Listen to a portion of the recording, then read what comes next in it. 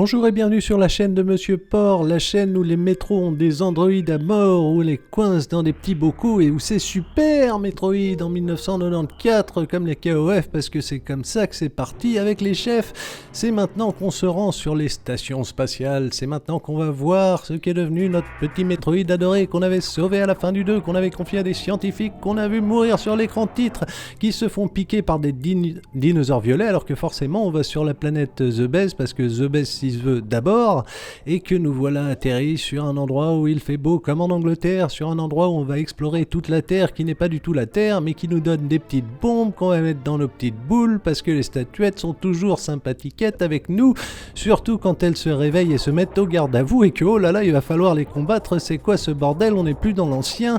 on va avec les mains et avec les canons s'y attaquer, on va y survivre si on peut les kéker et on va éviter les petits pics, les petits pics de la petite créature verte qui s'est bien vénère et nous a fait chier pour atteindre son grand-père qui en a jauni de jalousie tellement qu'il s'est enfoncé dans le sol, c'est comme ça que c'était passé par 10.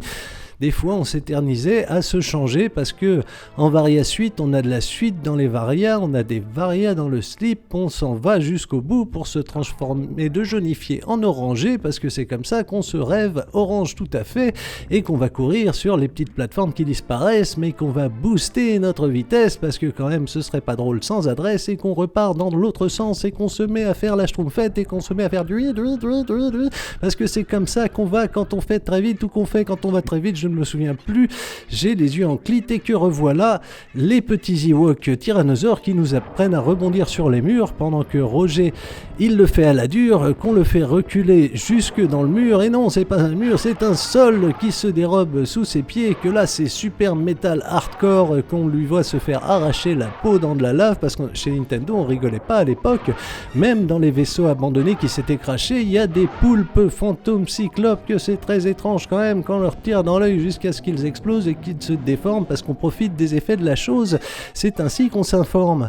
Et on trouve aussi des petites parties exploration rigolotes, des petites parties je me fais sauter avec les bombes mais c'est du surplace pour aller trouver des petits missiles cachés. Il y a plein d'objets cachés, c'est quand même ça la cachotterie que nous a réservé ce petit jeu bien achalandé qui nous rappelle que les statuettes une fois battues deviennent nos meilleurs amis une fois qu'on les a mis à nu pour pouvoir nous emmener dans les petits couloirs où on trouve de la suite dans la gravité, même si Gravité ne méritait pas d'avoir une suite parce que c'était quand même pas terrible ce film, mais que nous voilà parce qu'on est dans le mauve et qu'on n'est pas si mauvais que ça et que revoilà Crustacé, le géant vert qui veut nous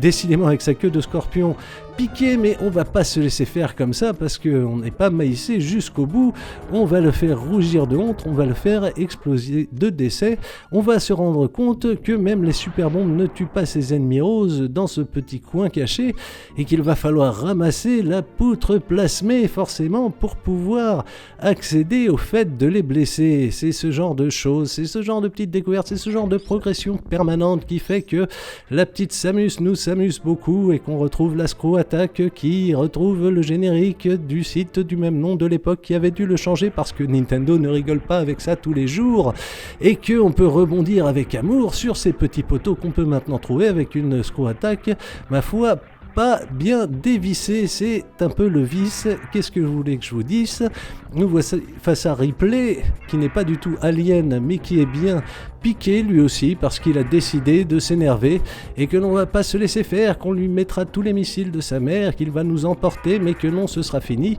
qu'il va exploser de joie ou pas, on ne sait pas, mais c'est fait, alors qu'on organise dans la petite cave un petit feu d'artifice à base de boss dans tous les sens, parce que ça va secouer l'ambiance, parce que ça va faire des trous dans le sol, parce que ça va nous laisser passer jusqu'à retrouver notre cher petit Metroid adoré qui a bien grandi, nourri par Ripley, et que là, au lieu de nous achever, il nous reconnaît et qu'il fait ah non, maintenant j'ai failli tuer maman, non, c'est pas cool, qu'est-ce que j'ai fait? Un vrai drame psychologique se joue à l'intérieur, alors que Mother Brain a pris quand même du chicken wing depuis la dernière fois, du chicken run ou du robot chicken plutôt, il s'est terminatoré et c'est malheureusement là qu'il va décider d'achever notre Metroid adoré parce que Il venait de nous sauver, hein, c'est très triste les histoires comme ça, il va falloir qu'on aille over the rainbow pour l'achever parce que c'était bien mérité, mais on est dans Metroid donc ça ne va pas durer comme ça, on va être obligé de survivre d'une manière ou d'une autre en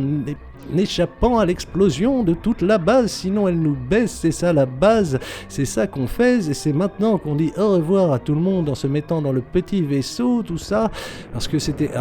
trop tard, et oui, c'est décidément là que notre héroïne a disparu forcément une dernière fois. Et mais non, parce qu'on nous fait toujours le vrai faux suspense, petits oignons, qui nous rappellent que c'était bien de s'échapper, que la planète The Baise ne nous a pas baisé, et qu'on peut maintenant dire que l'opération a été complétée successamment. Successamment, bon, bah oui, c'est comme ça, et on se revoit à la prochaine mission, et merci de m'avoir regardé et écouté, à la prochaine.